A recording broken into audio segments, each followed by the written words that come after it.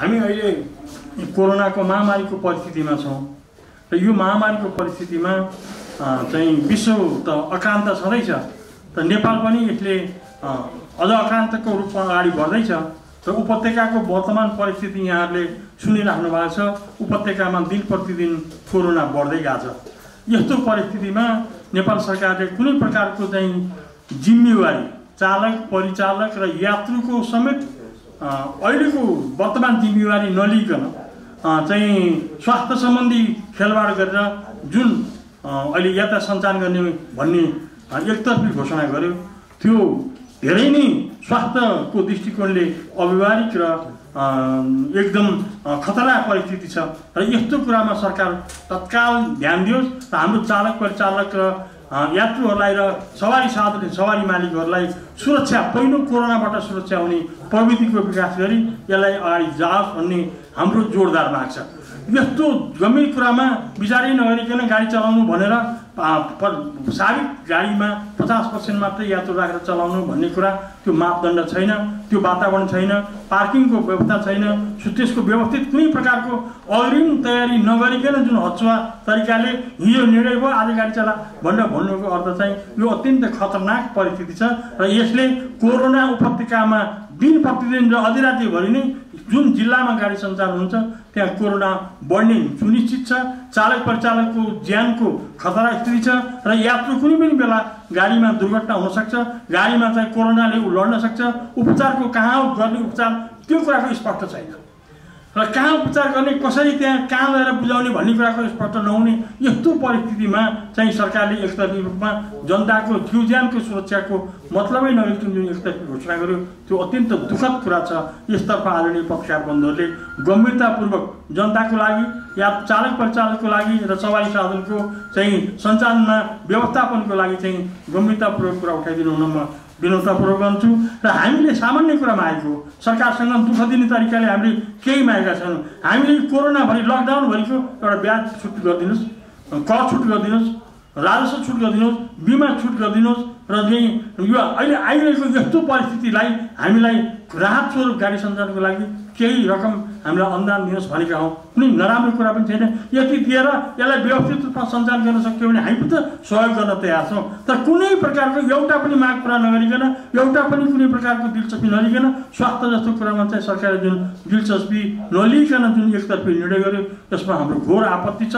यसले देशभरि नै विकराल परिस्थिति ल्याउने कुरा हामीलाई अहिले नै थाहा छ।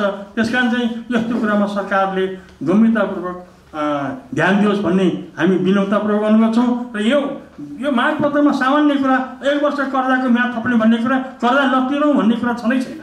कर्जा तिर्छौँ तर हाम्रो 1 वर्षको अवधिको चाहिँ म्याद थपिदियोस् भन्ने कुरा मात्रै हो, कुनै ठुलो कुरा पनि छैन र यस्ता कुरामा पनि ध्यान दिएन र हामी 3 दिन अगाडि विकास समितिको बैठकमा हामीले यो कुरा खुलस्त राखेका थियौँ। प्रतिनिधि सभा विकास समितिको बैठकमा यो परिस्थिति भयो भने यो काम राम्रोसँग हुनसक्छ, अन्यथा यो धेरै नै खतरा छ र यो हुन सक्दैन भन्ने हामीले खुलस्त राख्दै फेरि तपाईँहरूलाई हामी बोलाउँछौँ र सल्लाह गरेर यसको निर्णय गर्छौँ भनेर हामीलाई वचन दिनुभएको थियो विकास समितिको सभापतिज्यूले।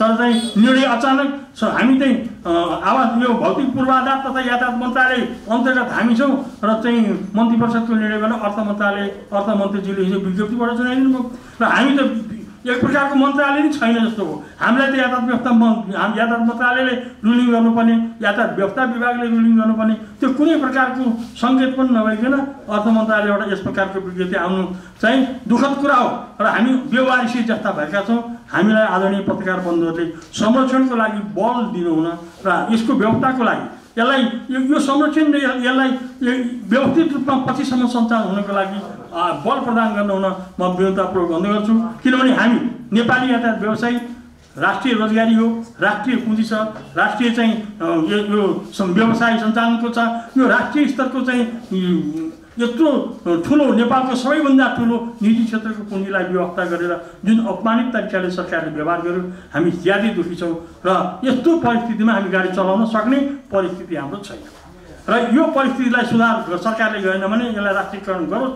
नेपाल सरकार अहिले कम्युनिस्टको सरकार छ र कम्युनिस्टमा विशेष गरी अन्तर्राष्ट्रिय चलन पनि के छ भने कम्युनिस्ट सरकारले त्यो यस्ता जनतासँग सरकार भएका कुराहरू आफै चलाउने पनि व्यवस्था छ र उहाँहरूलाई कुनै कस्तो तरिकाले चलाउन मन लाग्छ उहाँहरूले यसलाई राष्ट्रियकरण गरेर आफै सञ्चालन गरिदियो भने राम्रो हुन्छ र हामी त्यसमा सहयोग गर्न तयार छौँ। तर हामीलाई यातायात व्यवसायी यातायात मजदुरलाई जुन किसिमको अहिले एकदम ठुलो जटिल समस्या छ, खाना नपाएर आत्तिएका परिस्थिति छ, स्वास्थ्यको गम्भीर परिस्थिति छ। एकजना धनगढीमा चाहिँ हाम्रो कोरोना लाएर हाम्रो एकजना व्यवसायीको मृत्यु पनि भइसक्यो र यस्तो पैसा अब धन गर्दैछ। उपत्यकामा बढ्ने परिस्थिति विकराल भएको हुनाले हामी असाध्यै भावुक भएका छौँ र ज्यादै हामीले दुःख व्यक्त गर्दैछौँ र यस्तो यसलाई अरू थप कुराहरू हामीले पछि आदरणीय पत्रकार बन्धुहरूलाई विभिन्न कुराहरू छन्, हाम्रो यातायातका धेरै महत्त्वपूर्ण कुराहरू छन्, अर्को पत्रकार सम्मेलनमा हामी अवगत गराउनेछौँ। आज हामीले धेरै प्रकारको दुःख नदिकन अहिले सरकारले गरेको नीति अव्यवहारिक छ र यो एकतर्फी छ र यो पहिचान हुन सञ्चार हुनै सक्दैन। यात्रु आधा यात्रु राखेर गाडी चलाऊ भन्ने कुरा लागू हुनै सक्दैन र चाहिँ स्वास्थ्यको परिस्थितिमा आफ्नो आफै सुरक्षा गर्न सक्ने परिस्थिति छैन, यात्रुले आफ्नो आफै सुरक्षा गर्ने परिस्थिति छैन।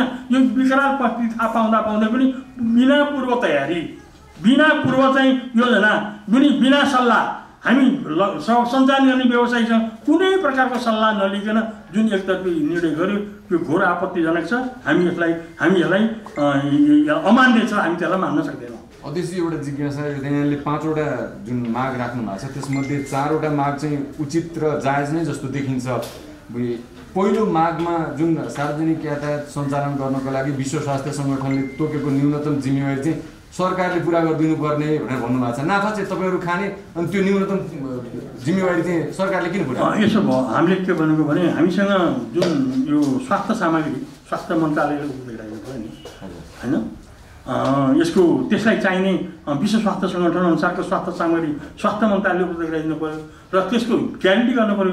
एउटा गाडी मात्रै होइन, अब त्यहाँ जसौँ हाम्रो अहिले चाहिँ 2.5 लाख 3 लाख गाडी छन्, ती सञ्चालनलाई त्यस किसिमको सामान त गराउनु पऱ्यो। राज्य आफै राख्दाखेरि पनि सामान ल्याउन सकेको छैन। चाइनाको घटना त यहाँले थाहा पाउनु भएको छ, बजारमा छ्यापछ्याप्ती पाइन्छ त त्यस्तो सामग्री कुनै कहीँ हामीले कहीँ पनि पाउँदैन। हामीलाई कसैले त्यहाँ सामान चौडा दिँदैन, त्यो सरकारले ग्यारेन्टी हामी दिन्छौँ भने ग्यारेन्टी त्यति त बोल्न सक्नु पऱ्यो नि।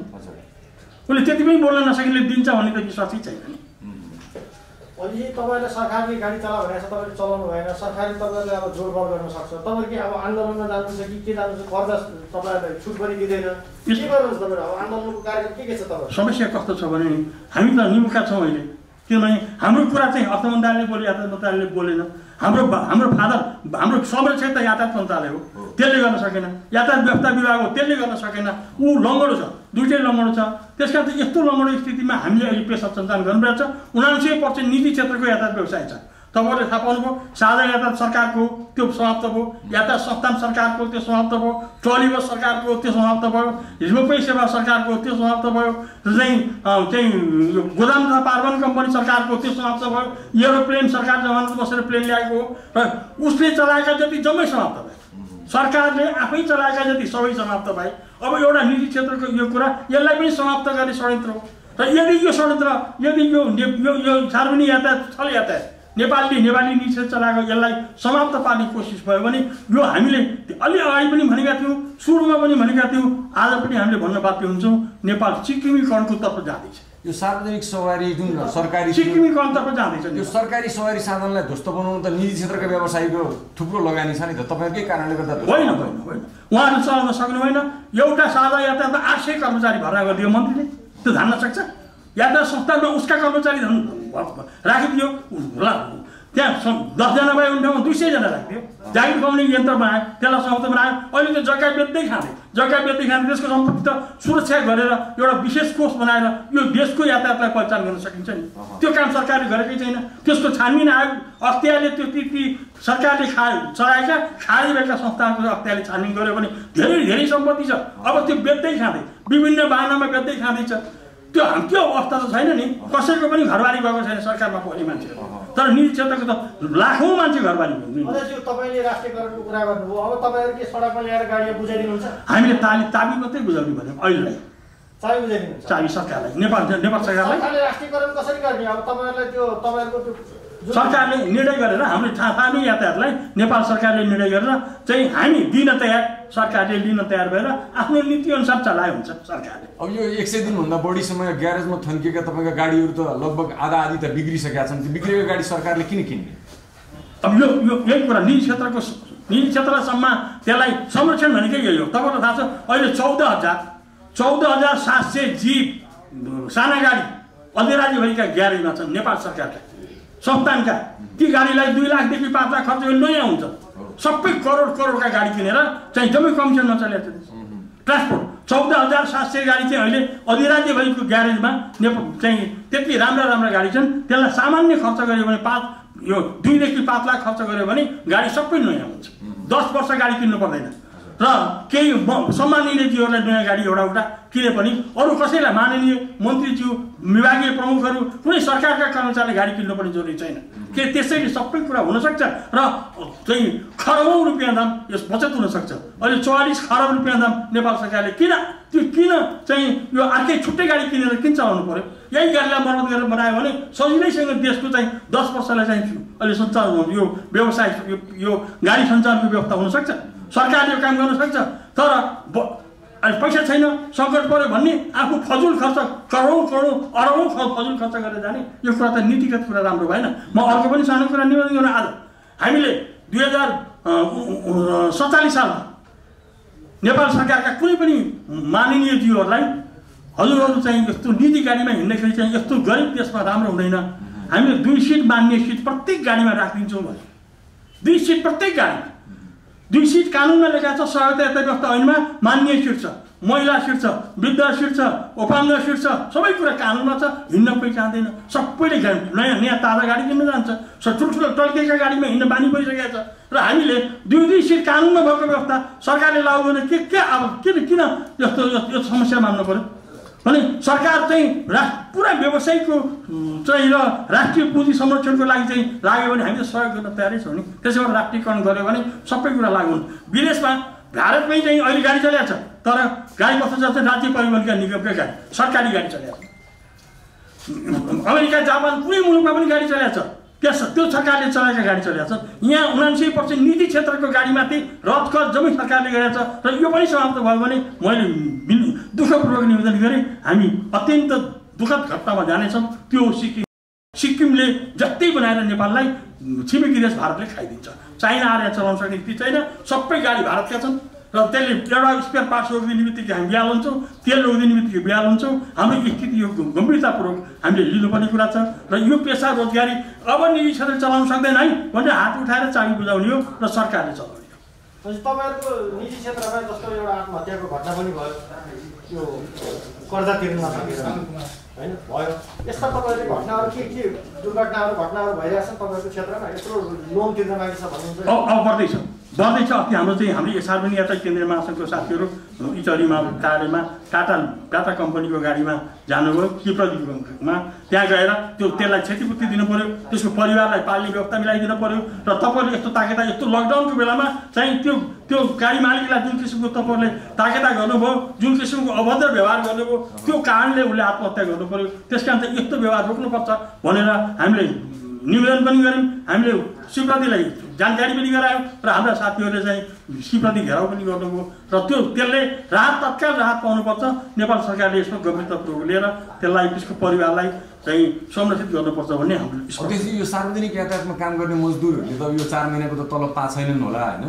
उनीहरूलाई बचाउनुको लागि तपाईँ व्यवसायले चाहिँ के सोच्नु? हामीले कति राम्रो कुरा राखेका छौँ। हामीले भने नि एक गाडीलाई हामीले 2 लाख रुपियाँ त अहिले दिनुहोस् सरकारसँग। अहिले गाडी मालिकसँग त एकदमै कर्जामा लिएका गाडीहरूको 2 रुपियाँ पनि हाल्नेवाला छैन नि। ढुकुटीमा पैसा छैन भनेर अर्थमन्त्रीले बोलिसक्नु। यो ब्याङ्कले दिने हो, सरकारले निर्णय गरिदिने हो, ब्याङ्कले दिने हो। हामीलाई सहुलियतपूर्ण ब्याजमा कर्जा दियो भने मजदुर पनि बाँच्यो। टायर किन्यो, हाम्रो टायर बिग्रन्छ, अलि ब्याट्री बिग्रन्छ, लुब्रिकेन्ट्सहरू बिग्रन्छ। हामी त्यसलाई फ्रेस बनाउँछौँ, चलाउँछौँ। त्यो मजदुरले जुन दुःख पाइरहेको छ त्यसलाई पनि हामी राहत स्वरूप पैसा दिन्छौँ होइन। र हामी सबै वातावरण बनाउँछौँ। 15 दिनमा त हाम्रो देशभरि चाहिँ गाडी चलाउने वातावरण हामी बनाउँछौँ नि, हामी बनाउँछौँ त्यो कुरा। र सरकारले यस्तो राम्रो वातावरण हामी सहयोग गर्छौँ भन्दै सहयोग लिन नखोज्नु चाहिँ यहाँभित्र हामीलाई यही दुःख लाग्यो। यो लकडाउनको समयमा मजदुरले त तपाईँहरूबाट 1 रुपियाँ पनि पाएको छैन नि होइन? कतिले पाइरहेका छन्, कतिले नपाएका होला, कतिले पाइरहेका छन्, कतिले नपाएका होला, नपाउनेले पाउँछ।